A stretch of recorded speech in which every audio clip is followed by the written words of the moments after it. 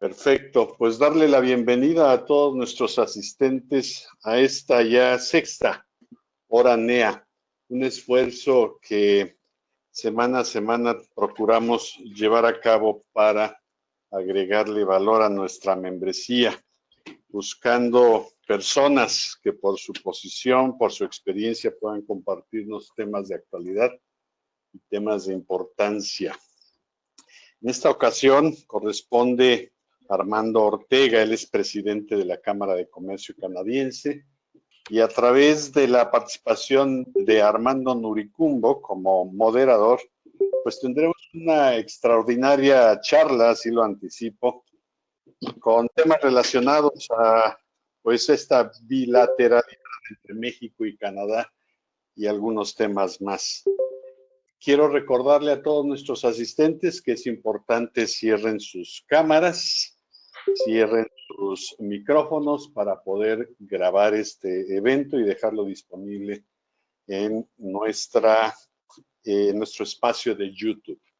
Sin más, quiero entregarle el micrófono a Armando Nuricumbo para que conduzca esta charla NEA. Bienvenidos todos.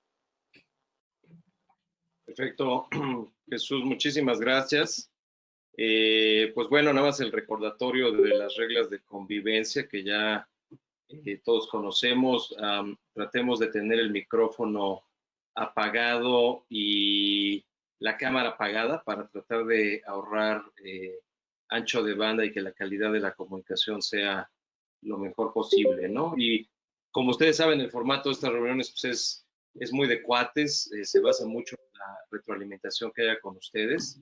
Así que todas sus preguntas, por favor, a través del chat, y ahí se las iremos planteando a nuestro buen amigo Armando Ortega, a quien le agradezco muchísimo el haber aceptado la invitación el día de hoy. Armando, yo sé que pues tú estás acostumbrado a Bloomberg, al Financial Times, a los medios internacionales que ahora no te dejan dormir con tantas preguntas que nos está trayendo la vida, ¿no, mi estimado? Ahí te hemos visto muy activo en los medios, así que doble agradecimiento por estar esta tarde aquí con nosotros.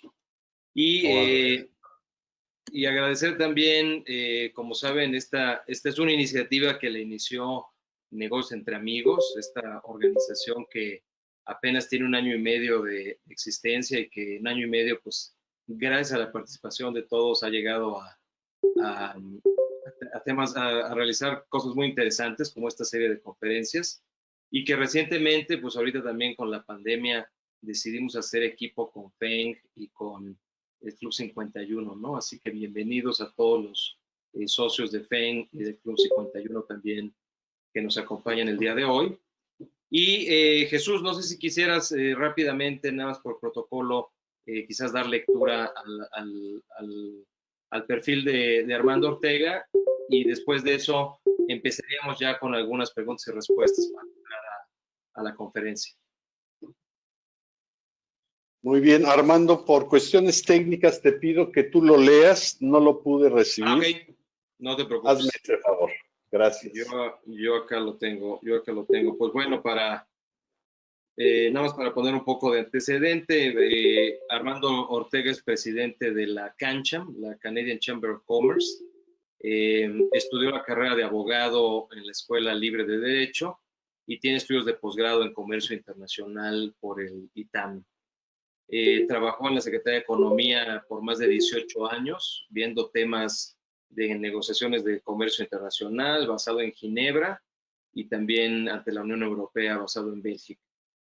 Fue el primer director del sistema de antidumping mexicano y más tarde fue jefe de la unidad ampliada contra prácticas comerciales desleales, también ahí en la Secretaría de Economía, y fue negociador en las áreas de reglas comerciales para el Tratado de Libre Comercio de América del Norte y el de la Unión Europea también.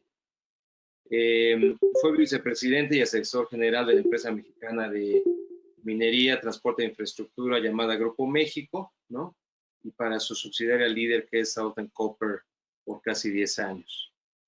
Y también ha sido vicepresidente para América Latina de la empresa minera canadiense New Gold y de la empresa de minería de oro y plata Minera San Javier, ¿no? Y bueno, y entre otras actividades, pues Armando también es profesor de Derecho Internacional, ha impartido clases de Derecho Minero en la Escuela Libre de Derecho y también ha formado parte del Consejo Directivo de CANCHAM desde el 2013.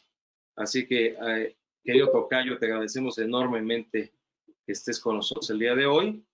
Y pues mira, para abrir boca yo te diría, si nos puedes platicar muy brevemente de lo que es la Cámara de Comercio de Canadá, la CANCHAM, quizás darnos un poco de antecedentes, cuándo se forma, cuál es el perfil de los socios que están afiliados a esta organización y a lo mejor desde tu punto de vista, pues cuáles son los temas más importantes que hay ahorita a nivel económico, comercial, entre México y Canadá.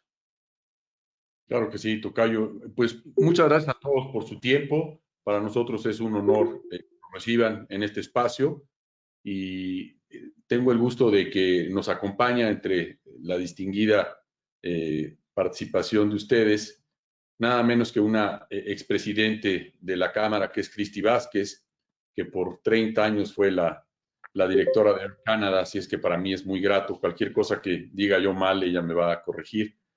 Esta Cámara se funda en 1982 y en realidad se funda como un club de amigos, porque realmente no está regida bajo la ley de cámaras, como sí lo están otras organizaciones. Es básicamente un club de amigos en el mejor sentido de la palabra. Y se funda cuando la relación de México y Canadá era totalmente una relación periférica. Con el paso del tiempo, esta relación se convierte en una relación sustantiva, claramente impulsada por el Tratado de Libre Comercio de América del Norte. Y anecdóticamente, como seguramente muchos de ustedes saben, quien tenía mayor resistencia de volver a negociar con Estados Unidos, porque pues, imagínense, ya nos pasó con el TEMEC, era Canadá. Canadá tuvo su acuerdo de libre comercio, que fue el primero junto con el de Israel, Estados Unidos, en 1988.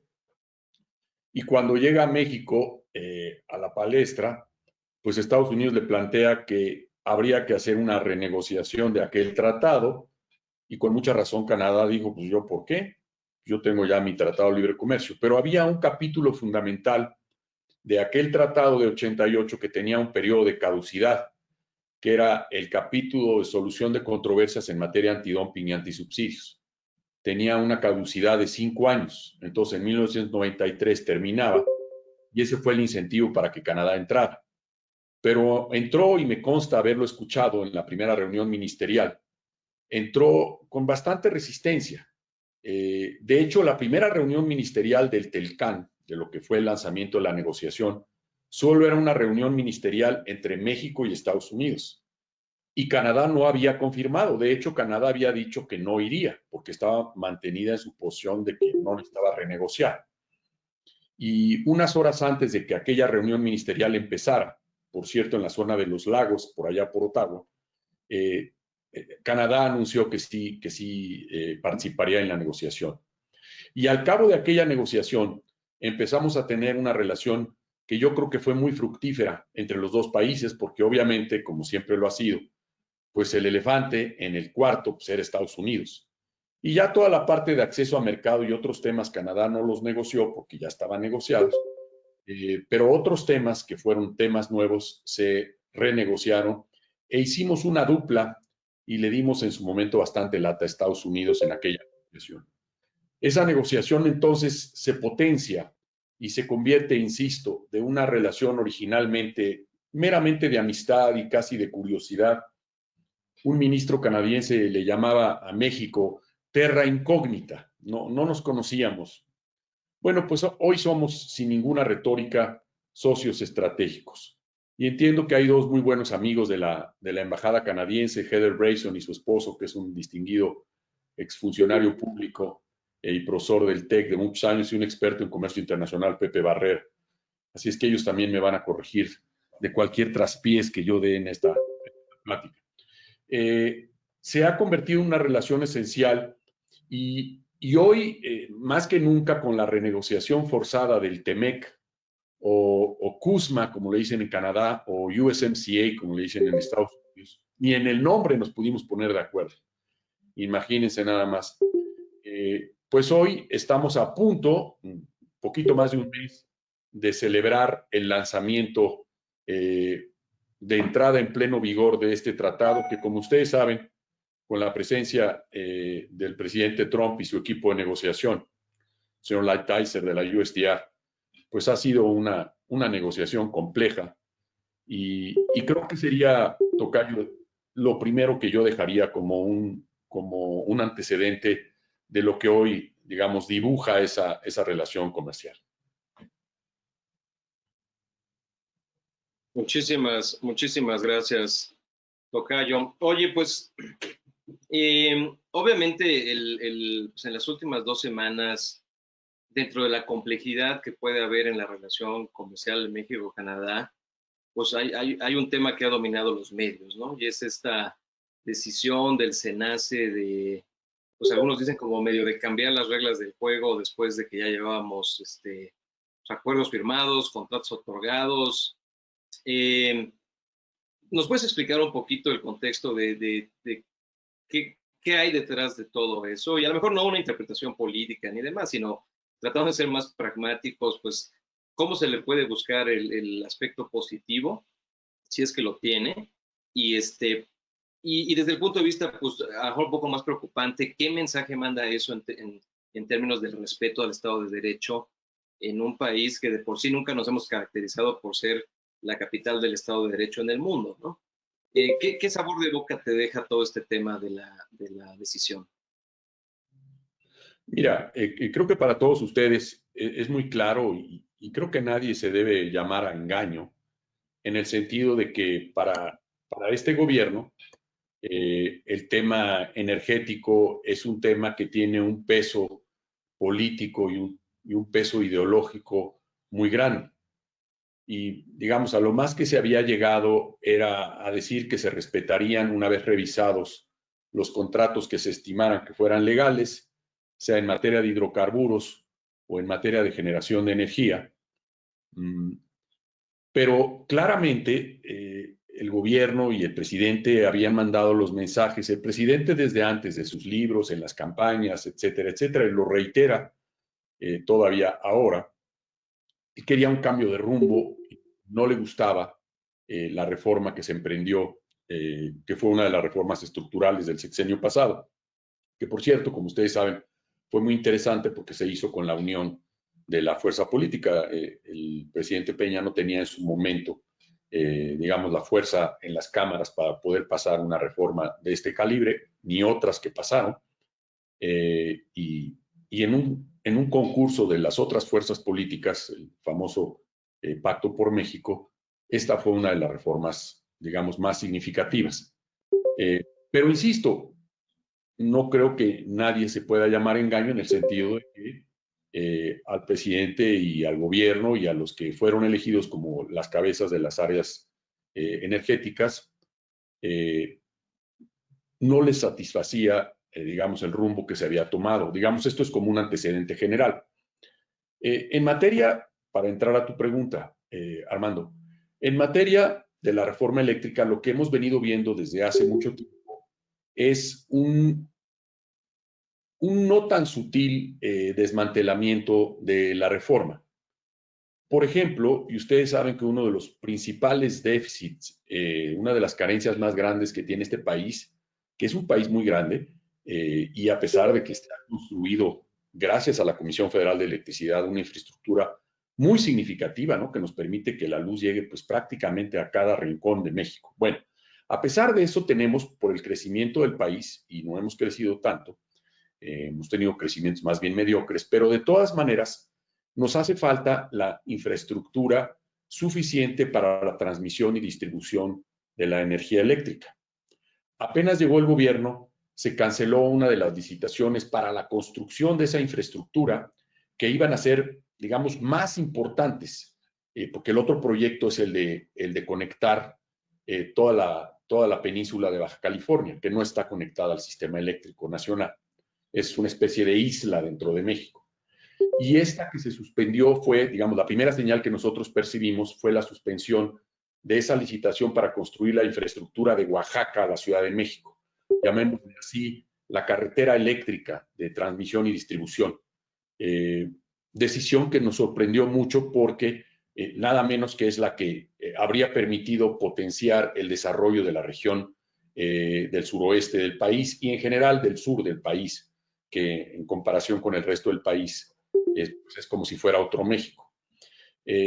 Ahí fue, digamos, la primera señal y después han venido, digamos, dándose señales en el mismo sentido. Se cancelaron las subastas eléctricas. Hace no mucho tiempo, hace unas 12 semanas o 10 semanas, hubo un cambio súbito de reglas a los certificados de energía limpia.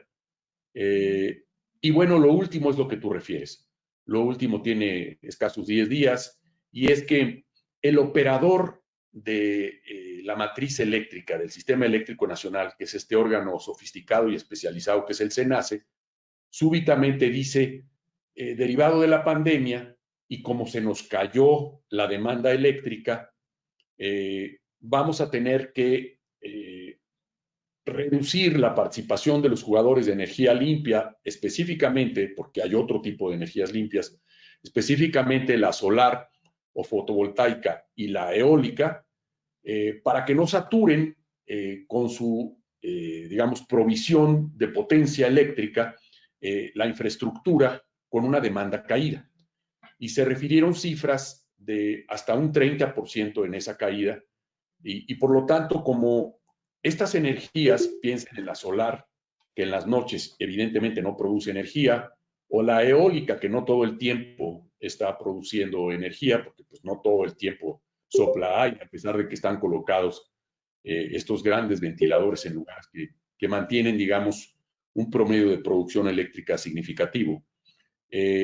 Pues la Comisión Federal tiene que dar lo que se llamaría un poco el backup para provisionar el sistema continuo, para que no falle la energía.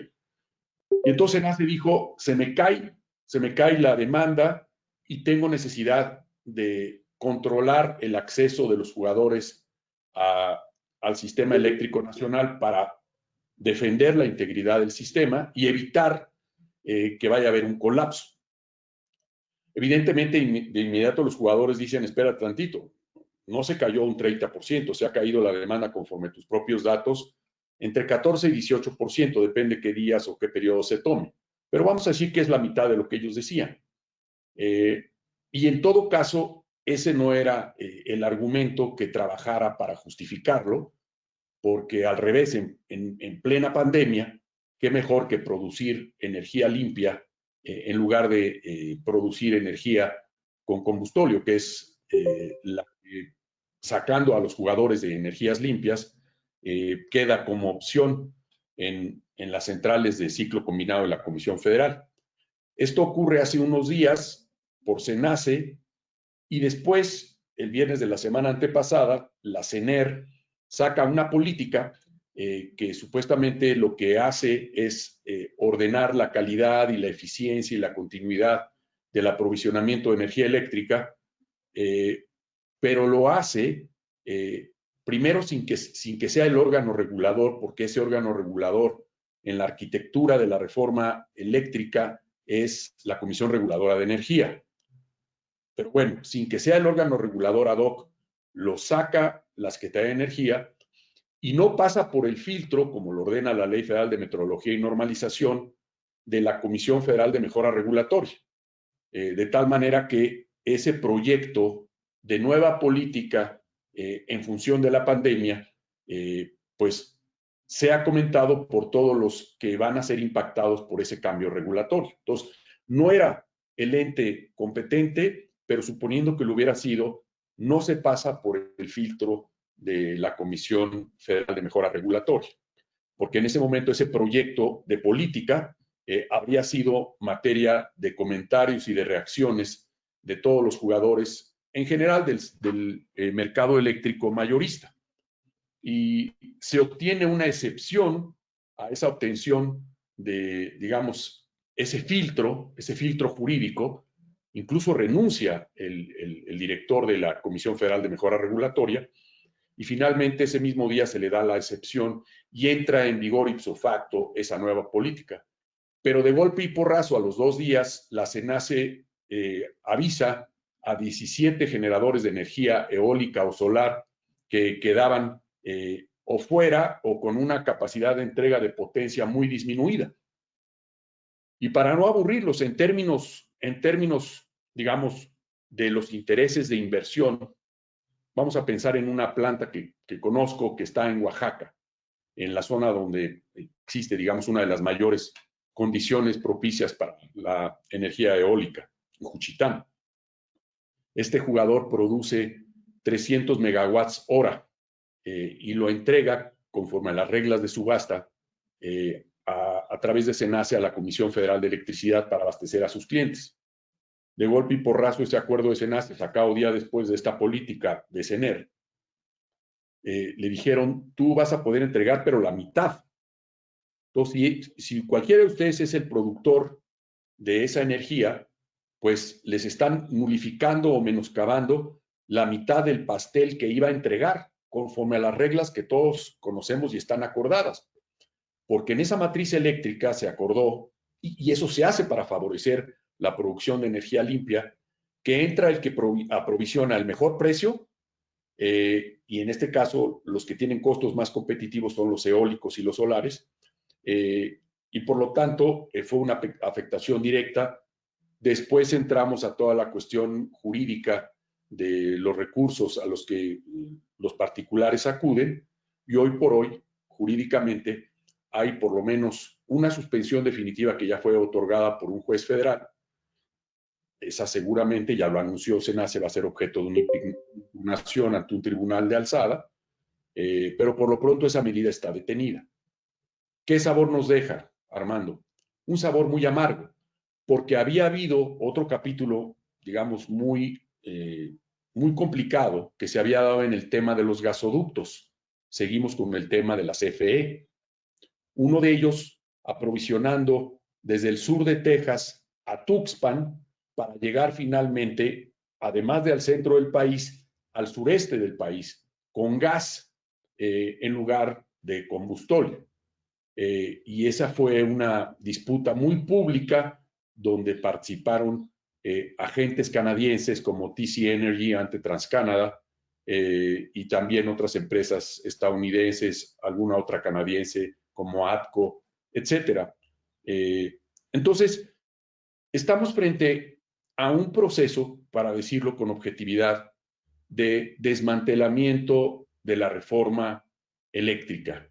Y en este caso, lo que se juega es mucho, porque hoy del total de energía eléctrica que producimos, solo el 24%, tomando en cuenta todas las otras energías limpias, como la energía hidráulica, la energía térmica, etcétera, llegamos a ese 24% en la producción total de energía eléctrica. Y conforme al Convenio de París, tenemos que llegar en el 2024 a generar 35% y en el 2030 a generar hasta un 50% de nuestra energía a través de fuentes renovables o fuentes limpias. No hay manera, porque no hay recursos, de que esto se alcance sin el concurso y sin la participación de la iniciativa privada. Con jugadores hoy mexicanos, de capital mexicano, y con jugadores extranjeros, de distintas latitudes. Los más significativos en términos de inversión, los europeos, pero están chinos, está Corea del Sur, etcétera. Están obviamente los canadienses, están estadounidenses. Entonces, este es el tema que hoy, digamos, es un irritante en la relación comercial bilateral, o sea, con Canadá, pero también con otros países. Pues así es, Armando. Muchas gracias por tu punto de vista. Recordarles a todos nuestros socios y amigos, adelante con sus preguntas si quieren empezar a subirlas al chat, y yo aquí voy a tratar de resumirlas y empezar a plantearlas a Armando Ortega, nuestro orador invitado.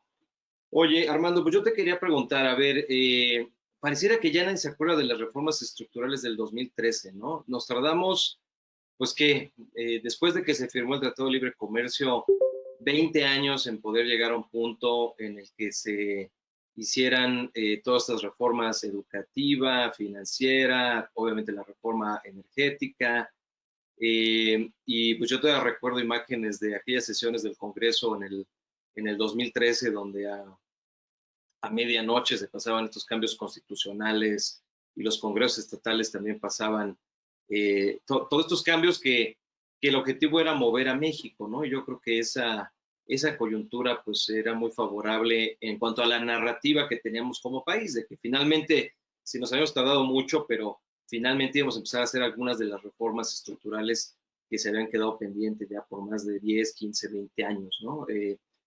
Y sin embargo, ahora parece que en año y medio estamos tomando unos brincos muy importantes hacia atrás. ¿Cuál es tu lectura y qué nos pasa como país? O sea, no podemos ponernos de acuerdo en cuanto a la dirección a la que tenemos que ir para ser un país más competitivo. Parecería que no habría que pensarle demasiado en que necesitamos electricidad más barata, necesitamos combustibles más baratos, necesitamos mano de obra que sea más flexible, y sin embargo nos hacemos muchas bolas en eso, ¿no?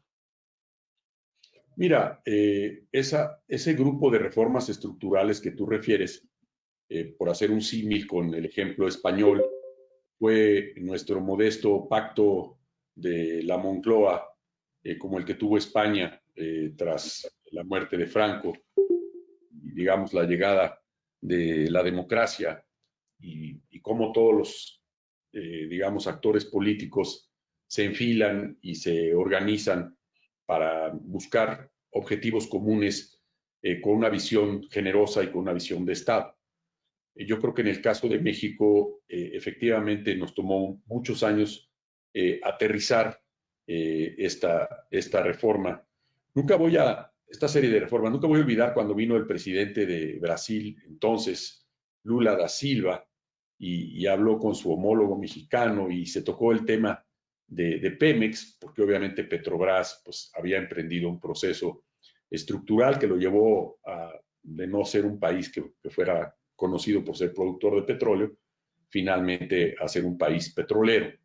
Y recuerdo que el presidente Lula comentaba que había hablado con su homólogo mexicano, pero que en el tema del petróleo se había topado con la diosa del petróleo, ¿no?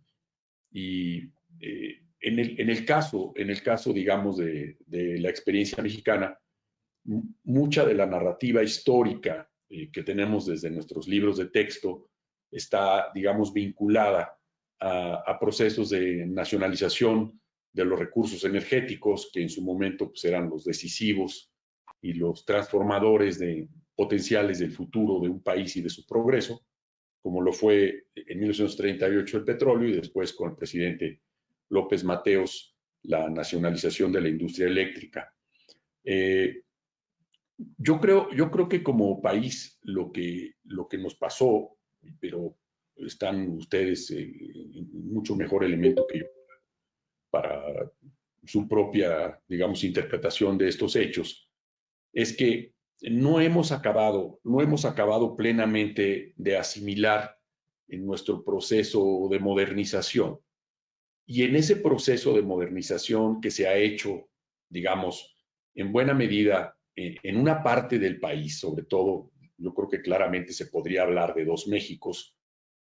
Y piensen en un mapa para seguir con los energéticos, en las regiones donde llega el gas y en las regiones donde no llega el gas.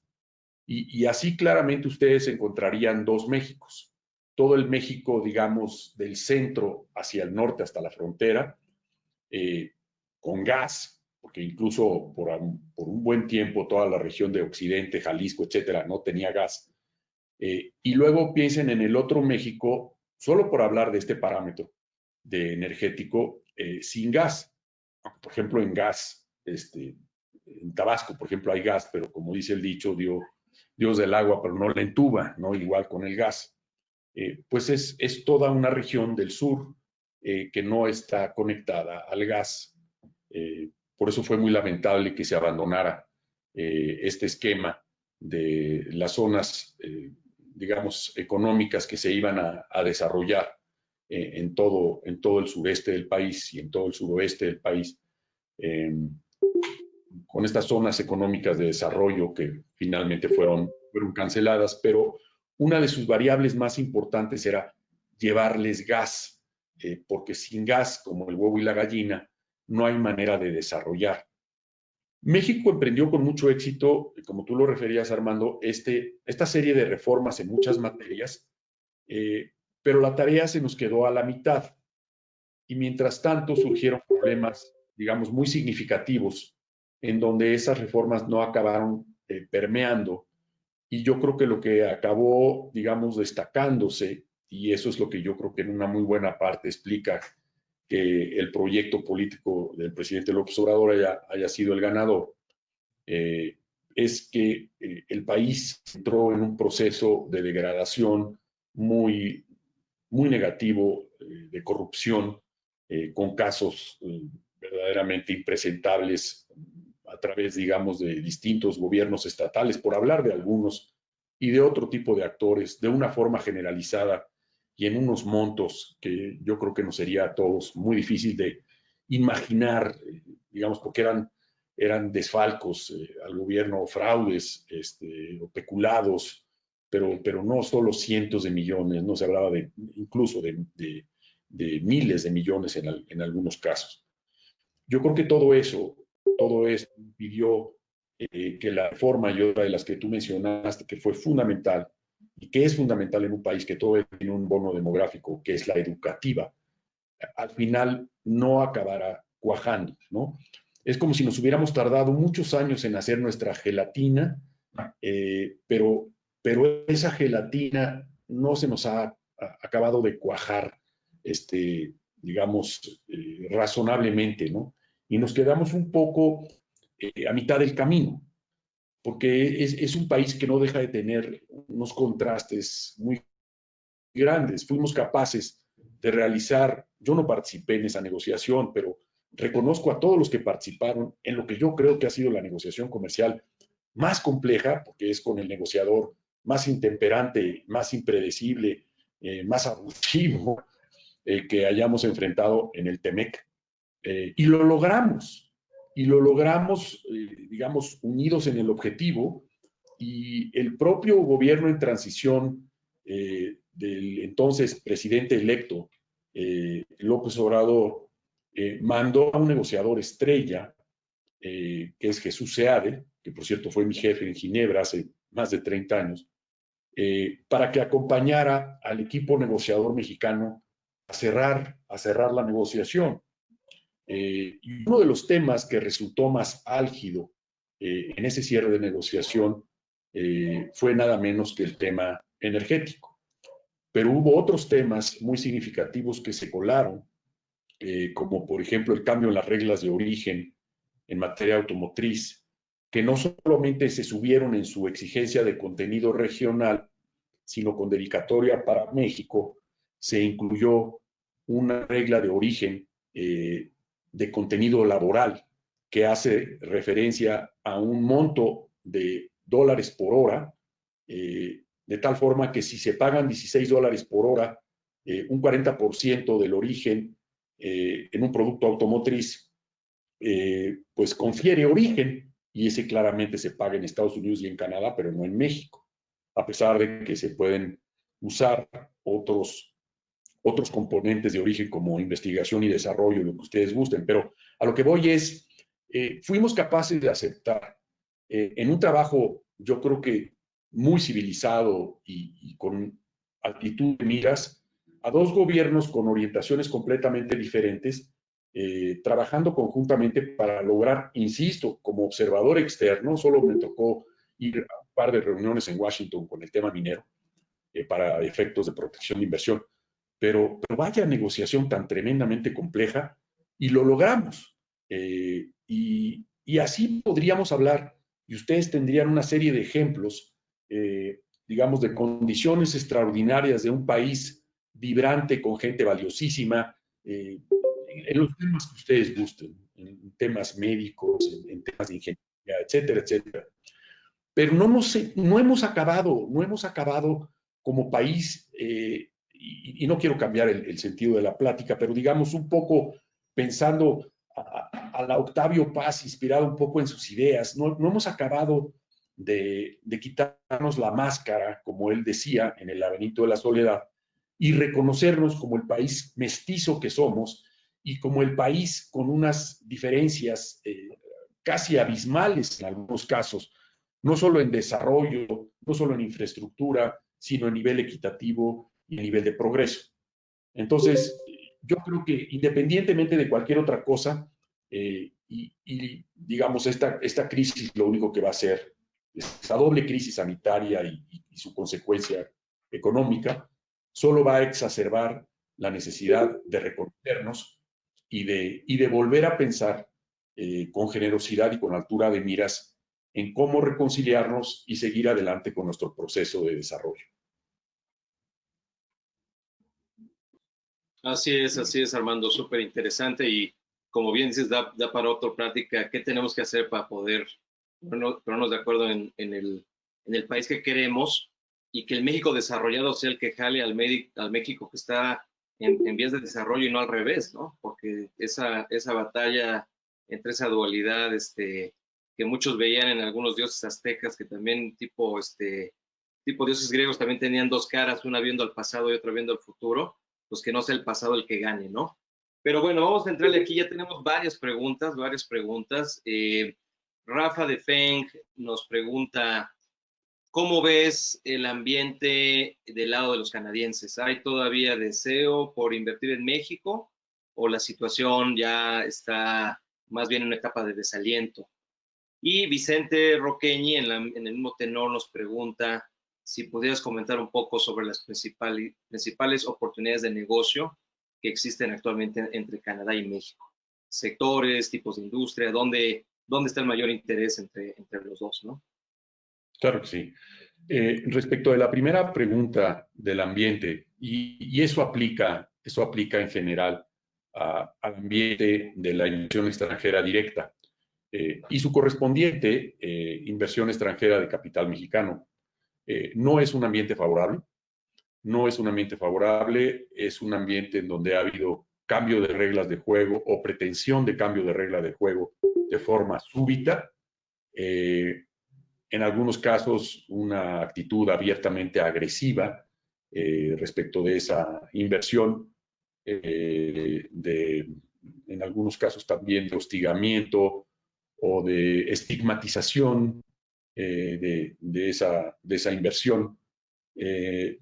Y digamos, si ustedes piensan de nuevo en un acuerdo de libre comercio, una de sus mayores virtudes, que es la primera que se busca, es la del acceso, el acceso al mercado de la contraparte, del socio, el acceso a ese mercado, sea de los bienes o de los servicios, pero el verdadero sostén de ese acceso es, una vez que se tiene, que hay que pagar para negociarlo, es la certeza en el acceso.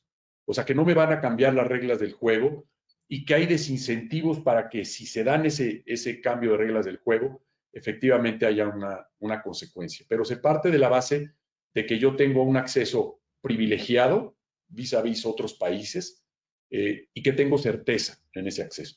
Esto se ha perdido o se ha deteriorado y hoy, diría, sin tratar de ser catastrofista, hay un ambiente general de decepción. Ha costado mucho trabajo. Si ustedes ven las cifras de este año, y ahí está mi buen amigo Pepe Barrera de Monterrey para confirmarlo, tú mismo, tocayo Armando, las cifras de la inversión extranjera directa han caído. Y no me refiero solo, digamos, arrancada ya la pandemia, que podríamos tener un mes más o menos claro de ello, que pudo haber sido abril, y todo lo que alcanzó a morder en marzo, sino hablemos del primer trimestre, ¿no?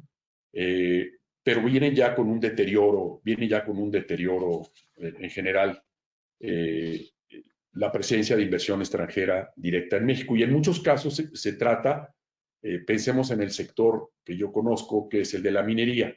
Se trata de reinversiones, porque una gran mina, un yacimiento que requiere un inmenso capital de trabajo, aunque ahorita el oro valga, números redondos, $1,700 por 30 gramos, o sea, la onza, normalmente el costo promedio, lo que se llama el All Inclusive Sustaining Cash Cost, o sea, la suma de todos los costos a nivel promedio mundial de los principales productores de oro, pues está más o menos como en $1,300, más o menos. Entonces requiere un intenso capital de trabajo. Y es como una bicicleta. Así el ambiente sea adverso y así tengan ustedes temas de inseguridad o tengan temas de amenaza de cambios legislativos o tengan, digamos, tenedores de tierra que les rentan tierras, que puedan ser también, digamos, poco confiables, como llega a suceder, o lo que ustedes gusten y manden.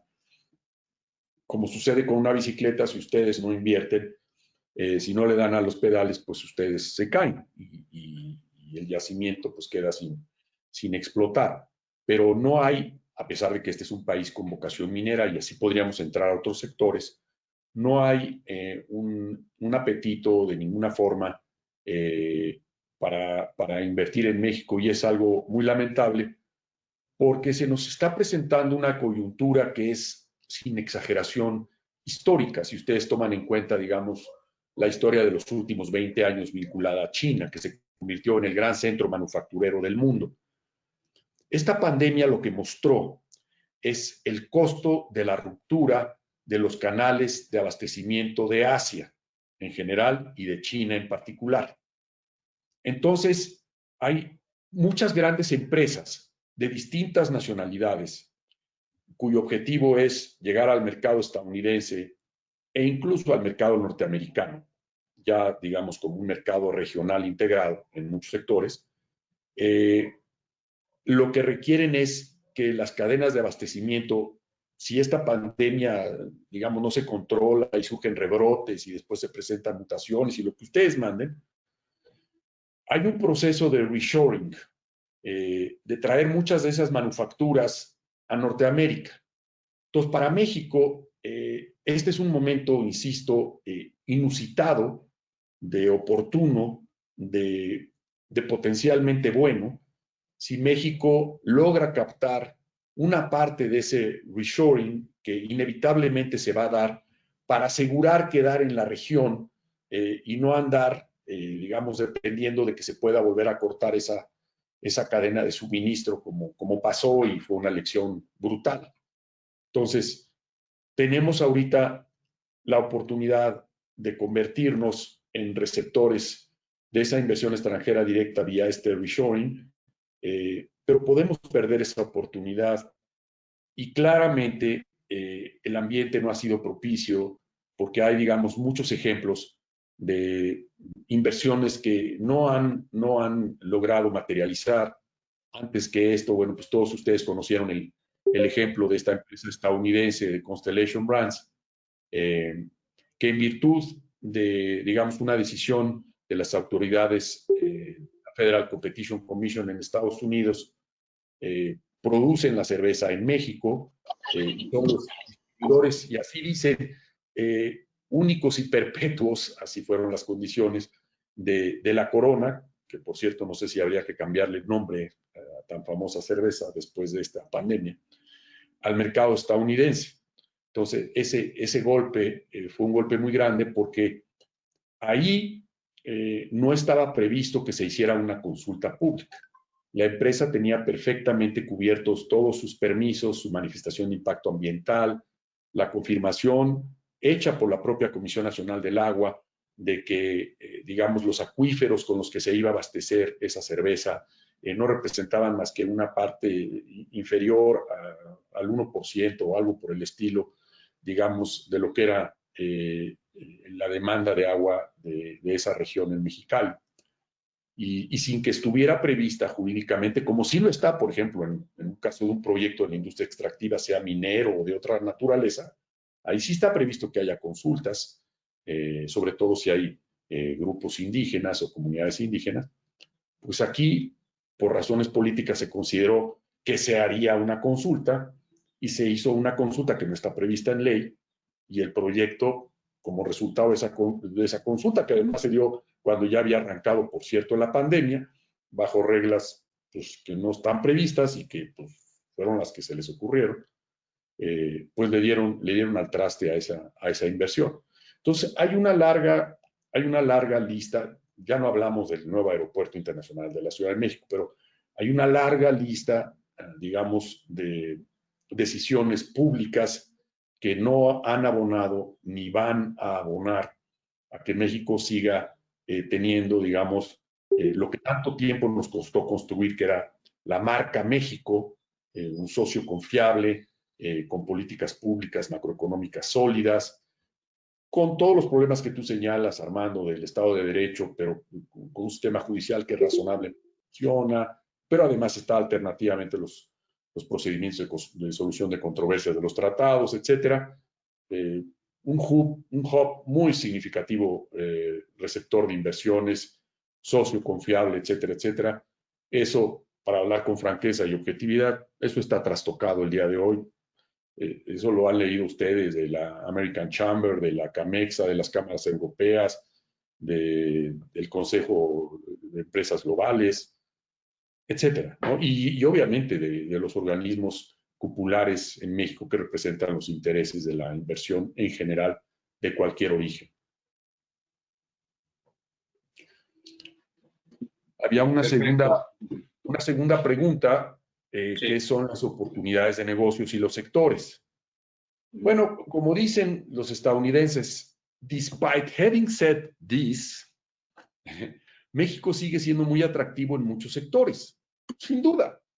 Y empezamos por ser muy atractivos, pues por nuestra vecindad geográfica.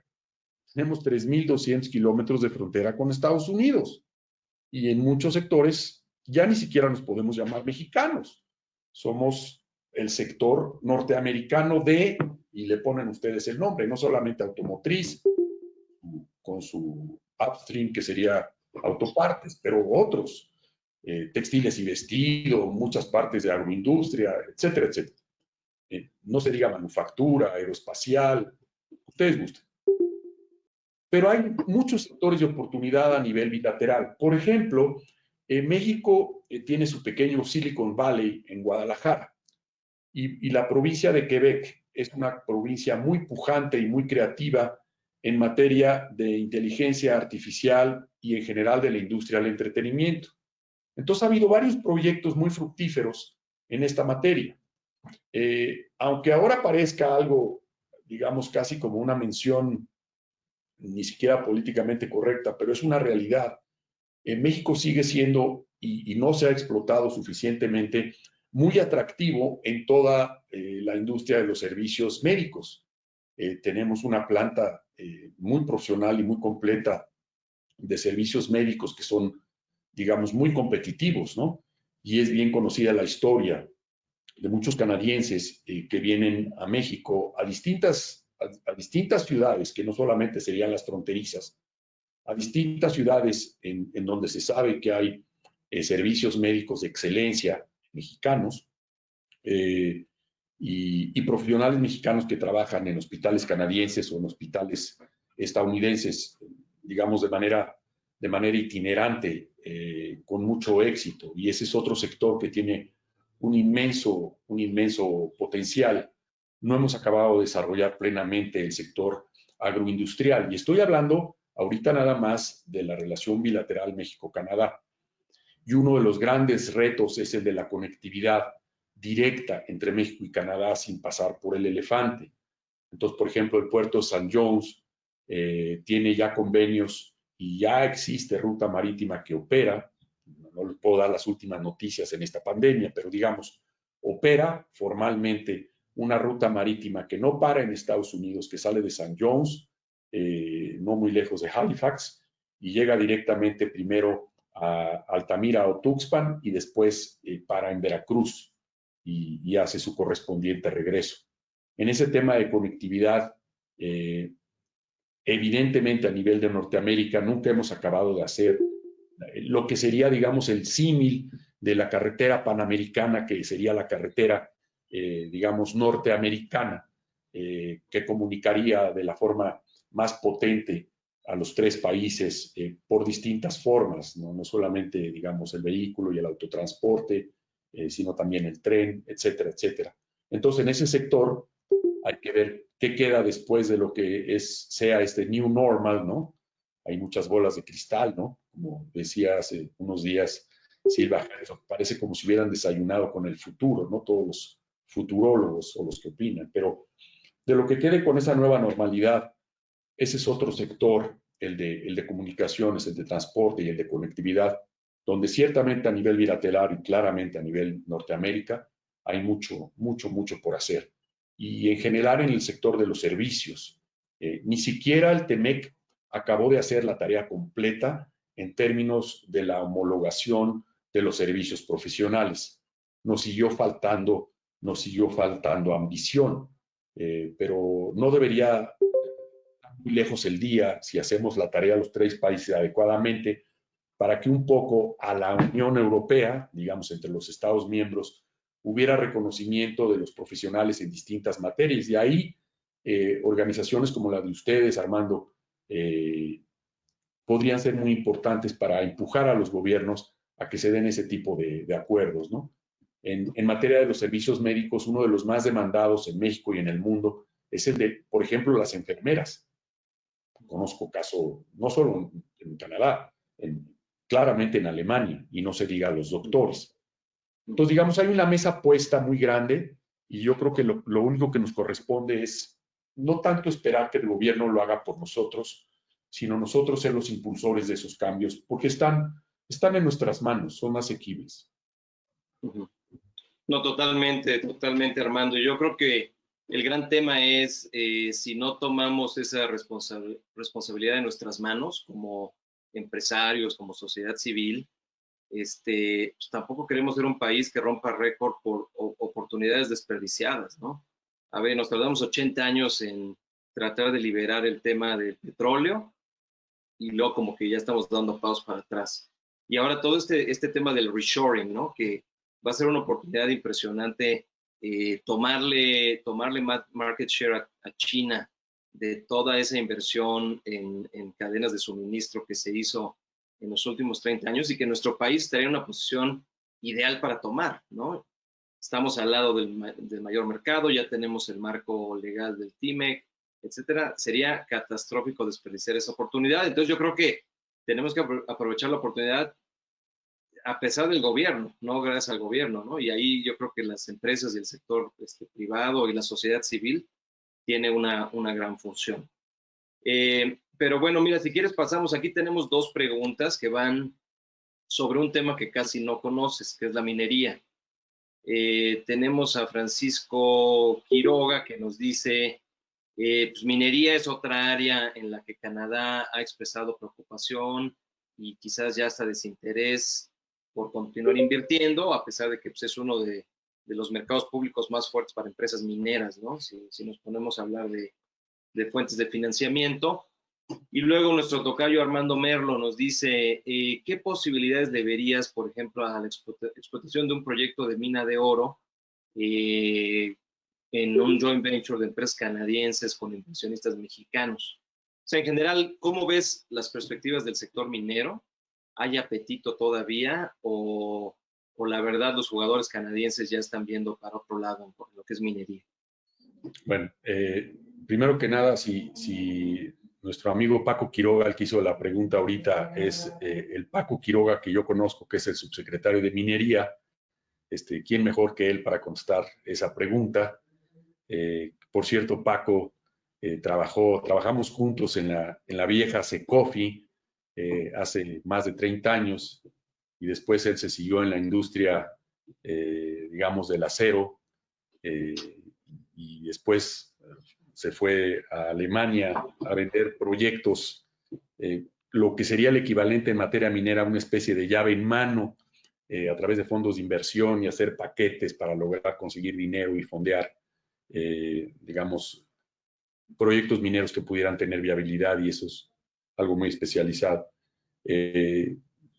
Sea el Paco Quiroga homónimo del subsecretario, muy grato tenerlo en esta plática. No, claramente la minería es otro sector, digamos, yo casi ni lo mencioné porque, digamos, si hay una bandera en la que Canadá tenga presencia en este país es en el sector minero. De todas las inversiones totales que hay en materia minera extranjeras, la mayor parte son de origen canadiense. Digamos, en términos de dólares invertidos son inferiores a los grandes jugadores mexicanos mineros, como Grupo México, como Peñoles, o como Frisco, como Autlán, pero no cantamos mal las rancheras, y gracias a la presencia, sin ninguna retórica, con base en datos duros, gracias a la presencia desde hace por lo menos 20 años, gradualmente en muy distintos proyectos de la minería mexicana, porque así dice la ley minera, de la minería mexicana de capital canadiense y operada casi por mexicanos, como la empresa que dirijo, pues ha sido realmente una gran ocasión de refresco del sector, porque se trajeron nuevas prácticas mucho más estrictas, más rigurosas en materia, digamos, de salubridad e higiene, en materia de seguridad, en materia de cuidado del medio ambiente. No estoy hablando de cosas retóricas, podría entrar al detalle que ustedes quieran. En materia de desarrollo comunitario, en materia de reconocimiento de la fuerza laboral. La empresa, digamos, para hablar de la que yo dirijo, que está en San Luis Potosí, a pesar de que estamos en cierre, en general los salarios que pagan las empresas mineras, vamos a hablar de los trabajadores, y no vamos a entrar a todas las categorías, pero digamos al trabajador promedio, son salarios más altos que los que paga la industria automotriz, por ejemplo. En general, claro, después hay ya ciertas posiciones más especializadas y ahí habría que hacer, digamos, otras cuentas. Pero entonces la minería canadiense o de capital canadiense aportó, digamos, nuevos estándares y nuevos referentes que han sido muy bienvenidos, y hoy tenemos una comunicación y un trabajo conjunto muy interesante. Ya no nos llamamos minería canadiense, estamos, digamos, en un trabajo conjunto y nos llamamos minería en México, independientemente de su capital, porque hay otros orígenes que pueden ser los estadounidenses, como Newmont, o pueden ser los australianos, etcétera, también los chinos. Entonces sigue siendo un área extraordinaria de oportunidad, porque México es un país minero. Me da pena hacer el comercial, pero yo como consejero de la Cámara Minera llevo tratando de convencer a mi presidente de la Cámara Minera de que salgamos con un mantra que diga orgullosamente minero, y que los 25 de los 32 estados en México que son mineros y que tienen vocación minera, cada uno de esos gobiernos ponga en su papelería que es un estado orgullosamente minero, ¿no? Vean ustedes las ciudades más hermosas de este país, no se explican los pueblos mágicos, etcétera, no se explican sin la minería. Somos un país minero, pero somos un país en muchos casos que se avergüenza de ser minero. Es algo muy... No volveríamos al tema de la psicología social, pero no pasa eso en Canadá, que es un país todavía más potencia minera que México, y no porque tenga más vocación minera, y no porque tenga mejores yacimientos. O Chile, o China, o Australia, que se llaman y se reconocen como orgullosamente mineros. Entonces, este es un sector, por supuesto, que tiene inmensas oportunidades, pero hay muchos temas que resolver. Uno que sería general, que son temas transversales, que nos afectan a todos y en los que se están trabajando, y que, por cierto, hemos trabajado con Paco Quiroga y con las autoridades de la Secretaría de Seguridad Pública y de la Guardia Nacional y de la Marina y de la Defensa, etcétera, que es el tema ¿no? De la seguridad. Son temas transversales. Y hay temas relacionados con la tenencia de la tierra. Y luego tenemos también grupos que nos cuelgan todo tipo de milagros, ¿no? Por ejemplo, Minera San Javier, que es la empresa que dirijo, le han colgado absolutamente todos los milagros inimaginables.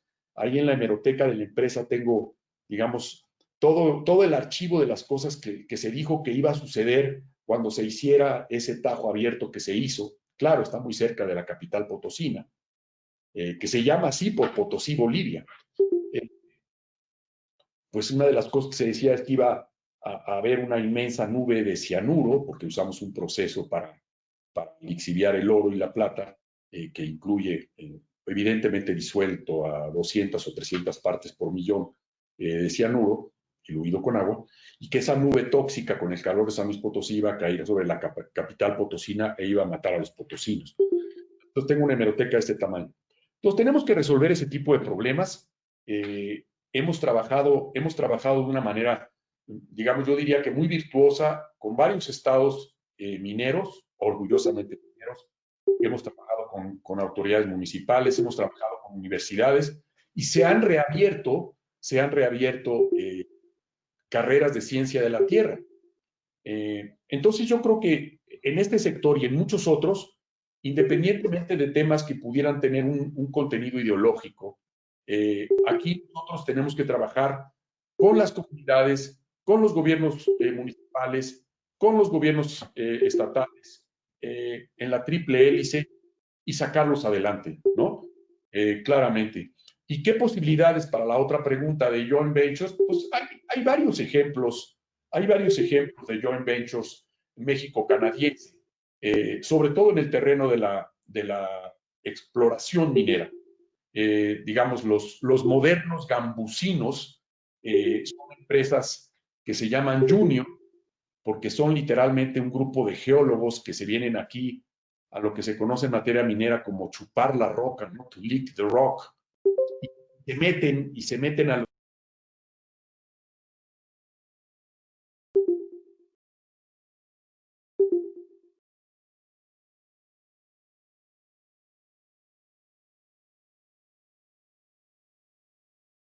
Disculpen, se meten a los lugares más inhóspitos a hacer exploraciones. Entonces hay muchos ejemplos para contestar la pregunta de asociaciones virtuosas entre mineros mexicanos y mineros canadienses.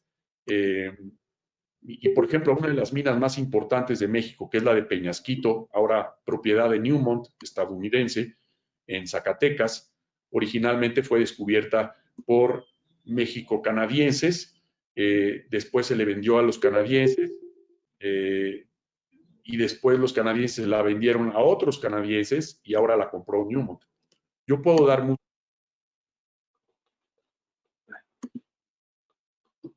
Perdón, ya estás. Se cortó ya un poco. Y no sé qué esté pasando, no sé, le estoy apachurrando the wrong button. Pero bueno, eso es lo que yo podría decir, que hay muchos ejemplos virtuosos de buenas asociaciones entre empresas mineras canadienses y empresas mineras mexicanas o exploradores mexicanos y exploradores canadienses, muchos. Perfecto, perfecto. Muchas gracias, Armando. Un comentario aquí de Rodrigo Llanos, yéndonos un poquito al tema más del TIMEC, que obviamente pues ya viene su fecha de entrada en vigor, hay mucho interés, hubo muchísima cobertura en los medios. Un comentario que nos hace Rodrigo Llanos, a veces pareciera que Canadá quiere jugar solo sus cartas en las negociaciones con Estados Unidos sin tomar mucho en cuenta México. Y después cuando Trump les da algún ahí, algún calambre, entonces ya recapacitan y buscan apoyarse con México, ¿no? Desde su punto de vista, pues debería haber un poquito más de consistencia en la negociación para hacer un frente común ante un pues, competidor muy fuerte y muy grande. Y después Noemí Cortés y César Barrios y algunos otros tienen muchas preguntas relacionadas con tu punto de vista sobre este nuevo acuerdo comercial. ¿Qué tanto ganamos en realidad? ¿Qué tanto se perdió en realidad comparado con el tratado anterior que teníamos? Y pues al final, si eres bullish o bearish sobre esto para México en los próximos años. Nada más pedirles nuevamente a todos si pueden poner en mudo micrófonos y teléfonos para que se oye bastante bien, pero por ahí estaba oyendo un ruidito de un bip. Si pueden ayudarnos con ello sería buenísimo. Y ahora sí, Tocayo, por favor, adelante. Con mucho gusto, Armando. Para la primera pregunta de Rodrigo, en realidad en esta negociación del TEMEC, el agravio fue al revés. Digamos, el socio que se quejó de que quien cerró la negociación prácticamente fue México, el agraviado fue Canadá. Si ustedes recuerdan esa historia de negociación, que fue pública, pero ya la conozco de primera mano, por 6 semanas, Canadá estuvo excluido de la negociación, claro, porque México tenía que cerrar temas muy espinosos, como aceptar la nueva regla de origen, destacadamente la de contenido de origen laboral. y en la parte laboral tenía que aceptar nuevas disciplinas que se iban a traducir en lo que desde el 2012 iba a tener que ser la tercera reforma de la legislación laboral mexicana. Y ustedes recuerdan esa disputa de que si habría o no habría inspectores, y el tema de la democracia sindical, y el tema de la rendición de cuentas de los sindicatos, etcétera, etcétera. Entonces, había temas muy espinosos, incluyendo el energético, que tenían que arreglar Estados Unidos y México. Pues entre que lo arreglaban y no lo arreglábamos, Canadá estuvo un poquito más de 6 semanas totalmente fuera de la negociación, y después le dieron a Canadá literalmente unos cuantos días para pronunciarse sobre muchos de los cambios en los que México y Estados Unidos ya se habían puesto de acuerdo. Digamos, lo cuento anecdóticamente, Rodrigo, porque no es algo que haya sucedido en otras negociaciones en las que yo participé, incluyendo en el Telcán original. Pero si les gustan las anécdotas, yo diría que en este caso, en el caso del CUSMA, como le llaman los canadienses, pues quien llevó la voz cantante de cierre de la negociación fue México. Y de hecho, pues llegó a haber algún tipo de tensiones que fueron públicamente conocidas, digamos, de algún tipo de reclamo de Canadá de que pues, lo habían dejado un poco fuera de la fiesta. Y cualquiera decía, ¿qué habría pasado si México hubiera estado fuera de la negociación del TEMEC por 6 semanas? Y nada más los estadounidenses y canadienses negociando. Entonces, digamos, esa es un poco la anécdota. Yo creo que fue una negociación bastante, digamos, equilibrada al final, digamos, all in all, entre los tres socios, ¿no? Y en muchos temas unimos fuerzas claramente con Canadá. A las otras preguntas sobre mi punto de vista sobre el TEMEC versus el Telcán original, el NAFTA. Yo le digo que no nos pusimos de acuerdo ni siquiera en un nombre común para el acuerdo NAFTA 2.0, ¿no? Tiene 3 nombres diferentes para cada país. No nos sentamos a negociar ni los canadienses ni los mexicanos de manera voluntaria. Es más, ni siquiera nos íbamos a sentar a negociar porque ustedes se acuerdan que de forma estridente el presidente Trump había dicho que era el peor acuerdo de la historia comercial, etcétera, etcétera, y que lo primero que iba a hacer era denunciarlo, o sea, terminarlo. De entrada, a diferencia del Telcán original, donde Mulroney, el primer ministro, donde Bush y el presidente Salinas se sentaron en Houston, pues convergieron de inmediato en la necesidad de superar, digamos, la resistencia original canadiense. Al final había un objetivo común de modernización, etcétera, y de darle a México lo que ha resultado uno de los elementos, digamos, de mayor certeza para, digamos, para organizarnos y para pensar nuestro futuro, que ha sido el Telcán. Hay muchas partes muy positivas, todo lo que es facilitación de comercio, temas que no existían entonces, como el comercio electrónico, nuevos temas de gobernanza, como la lucha contra la corrupción, donde México, por cierto, hizo contribuciones muy importantes. Hay temas también nuevos, digamos, en materia farmacéutica y ligado al tema de propiedad intelectual, que al final fue una modificación que se hizo de lo que originalmente se había acordado con los plazos de protección de patentes, todo lo que es biotecnología. Hay temas muy buenos de modernización de un acuerdo que ya era un acuerdo viejo. Entonces, digamos, tuvo, como se dice por los jóvenes, una shineada que fue muy buena. Y hay temas en donde el país tuvo que pagar un alto costo y que en general yo creo que le van a restar a la región competitividad. Uno de ellos, el tema automotriz, porque Estados Unidos partió de la base de que Make America Great Again, y entonces eso de que se estuvieran yendo otras empresas como Ford, que al final canceló su inversión muy significativa en San Luis Potosí, una parte de eso lo invirtió en Hermosillo, pero básicamente canceló esa gran inversión. Pues lo que tenemos son reglas de origen mucho más restrictivas y muy complejas. Todavía ahorita, mientras ustedes y yo estamos platicando, no están listas las reglas de armonización de los 3 países para interpretar de forma uniforme cómo van a operar esas reglas de origen. porque no solamente subió del 62.5 al 75% ese contenido, sino que además va por partes y no queda claro, porque por lo menos no quedaba claro al principio, aunque eso ya quedó ahorita ya, pero todavía no están listas las reglas, están a punto de entrar en vigor en julio.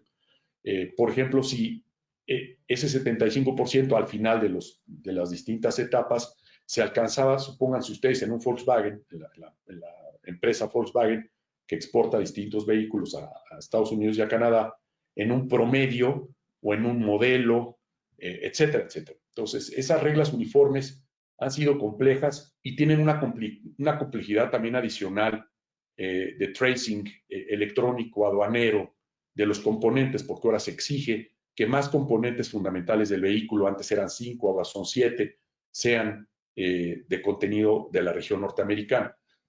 Claramente ahí yo creo que no es un sector en el que se pueda decir que es mejor el TEMEC que lo que fue el NAFTA original, porque el NAFTA original dio lugar al sector automotriz norteamericano, que es lo que hoy tenemos, que está enriquecido no solamente con los productores, digamos, los National Champions de Estados Unidos, ¿no? Las tres grandes, sino con los productores europeos, con los productores japoneses, incluso de otras latitudes, coreanos, chinos, etcétera. Y, digamos, fue la mejor prueba de que este acuerdo, y claramente el sector más pujante, que ahora está sufriendo muy grande en esa materia, ¿no? Y en general también se sufrió en el tema de acceso a mercados, porque, digamos, llegó a haber sobre la mesa el planteamiento de que iba a haber un comercio administrado, que le fascina al señor Lighthizer, a quien yo, por cierto, conocí en Ginebra hace muchos años, fue abogado de una de las empresas mexicanas en un caso en el GATT.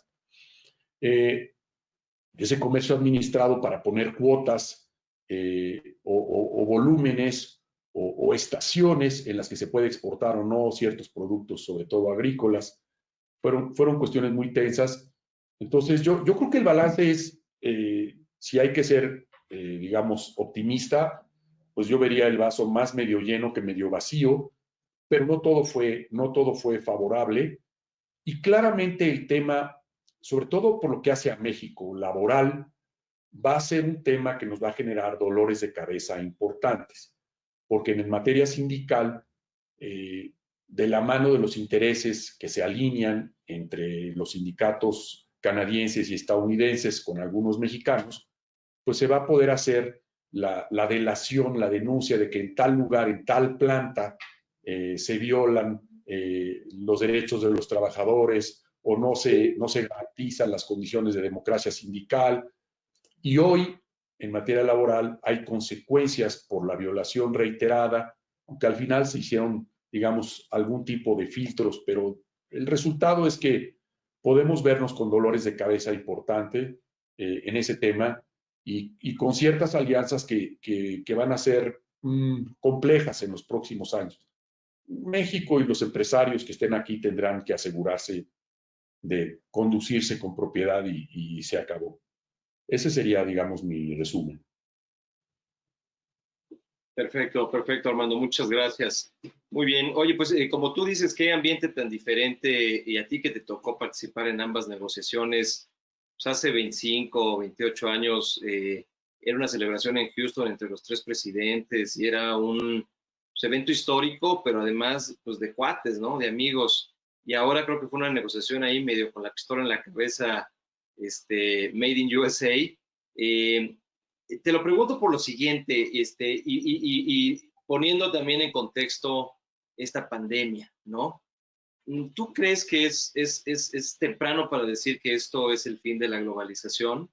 ¿O si estás viendo ya focos amarillos o hasta rojos de que todo este trabajo de globalización que se llevó a cabo en los últimos 35, 40 años, pues ya dio lo que tenía que dar y realmente la gente está pidiendo algo diferente? Si bien es un modelo que creó muchísima riqueza en todo el mundo, quizás no se repartió como se debería de haber repartido, ¿no? Y eso lo vemos todos los días, pues con fundadores de empresas que salen a la bolsa y una lista de billonarios que concentran el 50% de la riqueza de todo el mundo. O sea, sí es un hecho que hubo un tema de distribución de la riqueza que no se atendió, pero también es un hecho que el modelo generó mucha riqueza. ¿Tú sientes que llegamos al final de ese modelo? ¿O es una pequeña pausa que a lo mejor en noviembre se resuelve en Estados Unidos? Mira, yo en ese tema he leído a personas que realmente son pensadores en este tema, y creo que aquí la bola de cristal es muy, digamos, muy arriesgada. Pero quiero pensar, por ejemplo, en Jacques Attali, quiero pensar en Martin Wolf, en el propio Piketty, etcétera, etcétera, que fue un gran crítico antes de esta pandemia del proceso del capitalismo y hace una especie de neorevisionismo marxista sobre el tipo de globalización que deberíamos de tener. Digamos, sí es un alto inusitado en el camino.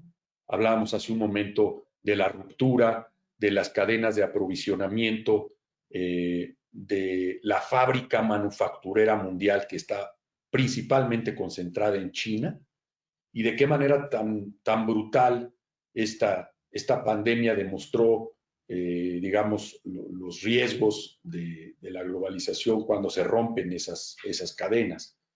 Y efectivamente hay una especie de gran coletazo, y por eso se explica. Aquí hay una mexicana muy distinguida que también ha dado ideas muy interesantes, Rina Musali, una internacionalista y una pensadora. Ella ha explicado cómo es que han llegado distintos personajes, que en general se les podría calificar simplemente como los que han recogido las inquietudes de las clases que han quedado fuera de estos procesos de globalización que tú referías, y que los hay del corte de derecha, que podríamos pensar en un Bolsonaro o en el propio señor Trump, o en Turquía con Erdogan y con otros tintes, Orbán, en Hungría, etcétera, o de izquierda en otras latitudes.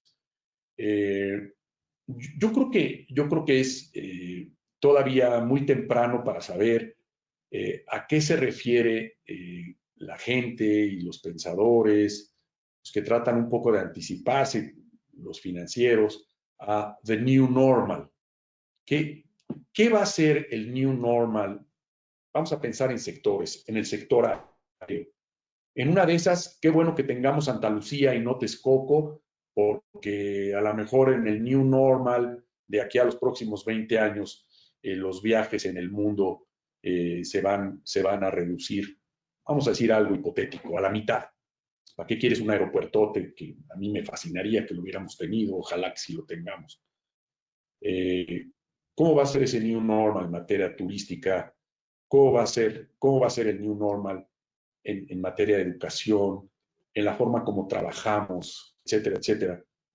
Pero para tratar de tomar tu pregunta, yo creo que la globalización se ha dado ya, independientemente de sus énfasis y de un proceso que ha sido generalizado de ataque al multilateralismo, porque pues, el señor Trump amenaza que se va a salir de la OMS, no nombra jueces y por lo tanto no funciona el sistema de solución de controversias en la OMC, están atacadas las instituciones financieras de Bretton Woods, etcétera, etcétera, etcétera.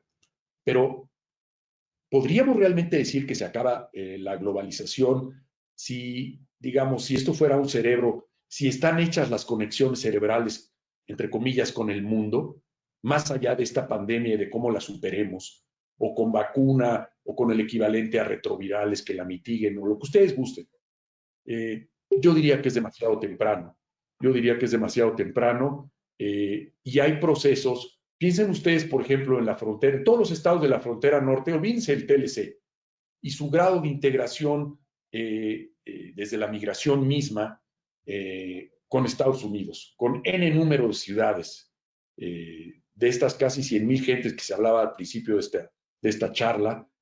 Ustedes conocen que la cifra que se calcula de mexicanos que han muerto de esos ahora 100,000 son 36,000. Imagínense nada más esa presencia mexicana en el país, el más poderoso del mundo, etcétera, etcétera, ¿no?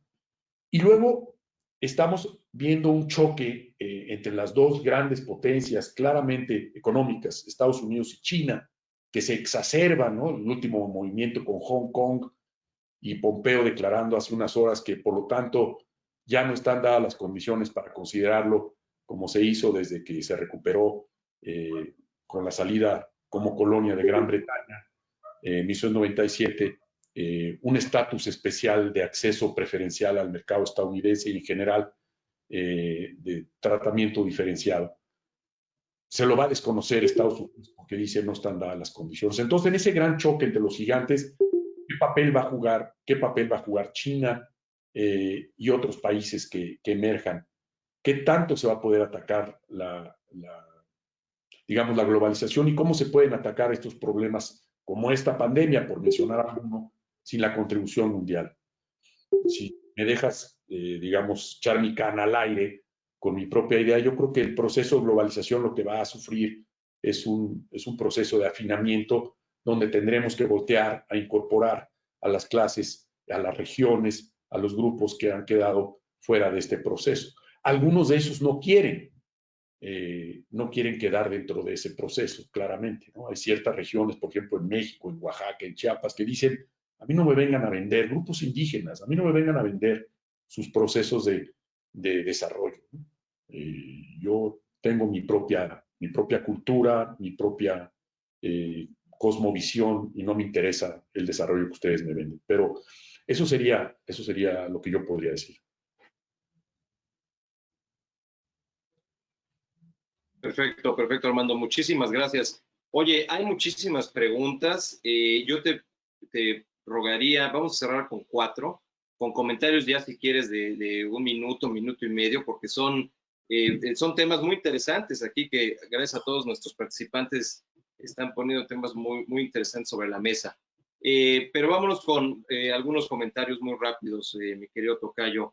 La industria del cannabis, ¿qué podrías decirnos? Es una industria que en Canadá le ha ido bien, ya hay un par de empresas públicas, por lo que sé, exitosonas, pero ¿tú cómo ves esto a la luz de lo que está pasando en Canadá y qué pudiera implicar de oportunidad de negocio en México, ¿no? Rapidísimo, olvidé mencionarlo, claramente es un sector donde hay un inmenso potencial. Hay muchos canadienses, ya hay más de 2 empresas, hay muchas más. Ahora que, digamos, se fue abierta, vamos a decir, fue autorizado el mercado del cannabis en Estados Unidos, en Canadá, y bueno, en más de 20 estados de Estados Unidos, pero para hablar de Canadá. Ciertamente en la relación bilateral es un enorme potencial, pero como se dice en Argentina, hay algunos detallitos que resolver aquí, relacionados con la propia forma regulatoria como nosotros tratamos este tema. Sin duda, un sector muy importante. Perfecto. Oye, tus comentarios, punto de vista sobre la situación política en Canadá, cómo le ha ido al señor Trudeau, que obviamente tuvo un rol importante también ahí en la renegociación. 2 o 3 comentarios de cómo ves el ambiente político en Canadá ahorita. Mira, hubo elecciones. El señor Trudeau fue primer ministro hasta octubre, en su primer mandato, igual que su padre, el señor Pierre Trudeau, 40 años antes, que tuvo también dos mandatos, y en el segundo, igual que su hijo ahora, después de octubre, perdió la mayoría en el Parlamento. Entonces ahora el señor Trudeau, igual que su papá, está con un segundo mandato como primer ministro, pero en minoría. Fue el partido ganador, pero no fue el partido que pudo tener la mayoría en una de las 2 cámaras, que es la House of Commons, la de los MPs 328, pues no tiene mayoría. Entonces, se está estrenando para gobernar sin mayoría. Y no ha decidido hacer alianzas permanentes con ninguno de los otros partidos que le permitan tener la mayoría. Aparentemente el método que va a seguir, y ha habido varios primeros ministros que han tenido este problema en los últimos 50 años, ha habido 9 casos iguales, pues seguramente por materia hará alianzas con el que quedó en segundo lugar, que es el NPD, un partido conservador, o con otros partidos para finalmente obtener la mayoría. La gestión pública de la pandemia yo creo que ha sido en general muy bien reconocida. Yo no tengo afiliación política ninguna, ni en México ni en Canadá, pero digamos en Canadá menos. y simplemente lo comento como un observador, un lector de noticias o de lo que sé de primera mano. Creo que la gestión pública del señor Trudeau y de su gobierno ha sido, digamos, muy significativa. Ha aplicado medidas contracíclicas bastante, digamos, audaces, y en general en su manejo epidemiológico solo ha sido superado por 10 mujeres o primeras ministras o presidentas en el mundo, que parece, por cierto, que la que quedó en primer lugar es la de Nueva Zelanda, ¿no? Que declaró que no tiene ni un solo caso, no tiene ni una sola cama de hospital, ¿no? Claro, es una isla, pero de todas maneras, ¿no? Taiwán, la señora Merkel, en fin, podríamos seguir. Yo creo que va a ser muy interesante en Canadá. La que era la ministra de Relaciones Exteriores fue la señora Freeland, fue nombrada la viceprimer ministra y llamada a negociar en temas muy álgidos con algunas de las provincias, claramente, por ejemplo, en el tema energético, con la provincia de Alberta, ¿no? Allá hay un gasoducto que ha resultado extraordinariamente complejo. Y la negociación, por ejemplo, en esta pandemia con los First Nation ha sido muy, muy complicada, ¿no? Entonces, pero es un país extraordinario y yo creo que tiene muy grandes oportunidades. Perfecto. Algo que quisieras comentar sobre el tema forestal entre ambos países, algunas empresas, jugadores en específico, alguna oportunidad en específico que haya entre ambos países. Canadá pues, es un gran exportador, ¿no? Por lo que entiendo. Sí, bueno, digamos, las principales pugnas entre Estados Unidos y Canadá se dan con el llamado softwood lumber, que está ligado a la industria forestal. Yo puedo decir con gran frustración que una de mis mayores envidias es no tener que decirles nada de ningún tema de joint venture o de inversión de los canadienses en materia forestal que yo conozca en México, ¿no? No hay nada que me dé más envidia que ir a las Rocallosas y ver esos árboles inmensos y esos bosques que jamás se acaban, y que me gustaría que una parte de eso pudiera estar en México. No conozco de ningún proyecto, pero sería maravilloso. Digo, es un sector donde ellos son una potencia, punto. Oye, el último tema que también rápido, porque pues da para otra conferencia, pero en temas de oil and gas, en temas de fracking, algo que sepas de posibles inversiones, de algo que se esté moviendo entre ambos países. Ahorita con el crash de precios del petróleo creo que va a ser muy difícil que haya apetito de inversión, ¿no? Pero ¿cómo ves el sector desde la óptica México-Canadá? Sí, bueno, la provincia de Alberta es la que está sufriendo, así como puede ser el caso de Texas con el fracking, que está sufriendo con las llamadas oil sands y en general con la producción de petróleo y también con el gas. Digamos, es la que está sufriendo más todo lo que está pasando, que es absolutamente inédito. Imagínate tener precios negativos del petróleo, ¿no? De menos quién sabe cuánto, ¿no? Menos hay tantos, o lo que haya sido el precio al que se llegó. Que claro, estábamos hablando de los precios de futuro, pero pues, o sea, tenías prácticamente que pagar para vender. En oil and gas, Canadá ha sido muy, digamos, conservador. Vio con entusiasmo la reforma energética, pero siempre se fue atrás de otros jugadores. Sí hay algunas inversiones, por ejemplo, hay una empresa que nada menos que en la zona más tradicional de producción en el norte de Veracruz, que es Renaissance, que por cierto, su principal accionista es un exminero, tiene inversiones y producción petrolera. Y por ahí hay algún mexicano que tiene una joint venture, hablando de joint ventures en materia de gas, perdón, en materia de petróleo, con canadienses. Y también le entregan, conforme a la reforma energética, a Pemex en estas inversiones que se previeron conjuntamente. Pero la respuesta sería, hay pocos jugadores, desde un principio no hubo mucha confianza, fue digamos, una entrada muy conservadora y en donde se dio más fue en el tema de los gasoductos, que fue el caso de ATCO y de TransCanada, ahora TC Energy, básicamente, ¿no? Pero no tanto en oil and gas, que hay 2 o 3 jugadores nada más. Muy bien, Armando. Oye, pues muchísimas gracias. Yo creo que paramos aquí para ser respetuosos de tu tiempo y del tiempo de los participantes. Yo quisiera pedirle a la mejor a Rodrigo, a Jesús, a Sergio Ducoin de FENG, si anda por ahí, a Eduardo Vázquez del Club 51, que prendieran sus cámaras para poder despedir a Armando como se debe. Y nada, pues mira, agradecerte tu participación extraordinaria como siempre. Y estás invitado, la puerta está abierta si en una semana quieres venir ya como oyente y más relajado, pues vamos a tener también un muy buen expositor, Antonio Prida, alguien que muchos de ustedes conocen, abogado de los grandes fundadores de ProMéxico hace tiempo, y nos va a dar una muy buena charla sobre el tema de mediación, ¿no? Ahorita para los temas de la pandemia. Y Rodrigo, Jesús, ¿quisieran decir algo?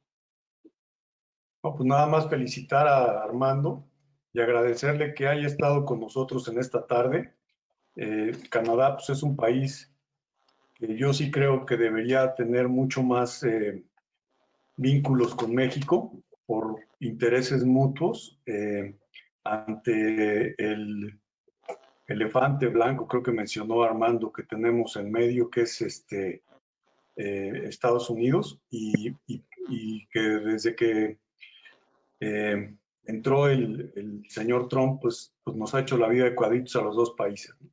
Así que yo creo que debería de haber mucho más integración y coordinación en muchos aspectos entre México y Canadá, pero pues es muy bueno conocerlo, y entre más nos conozcamos unos a otros, pues va a ser mejor para todos. Muchas gracias, Armando. Muchas gracias. Y de mi parte, pues solo agradecerles a todos los asistentes a estos eventos, la hora NEA, como le llamamos, y pedirles sus recomendaciones. No es que se nos cierre el mundo, pero si eventualmente requieren que toquemos algún tema en particular o que abordemos alguna persona, algún ponente que por su experiencia nos pueda comentar un tema de interés general, háganlo saber.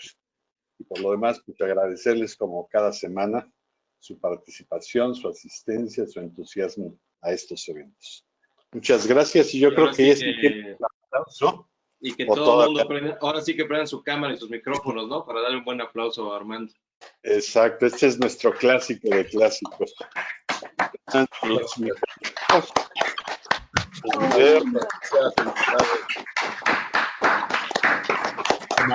gracias. Toño Prida y yo fuimos compañeros hace 40 años en la Libre. Felicidades. Imagínate, ven para que le hagas unas buenas preguntas la semana que viene. Excelente presentación. Gracias.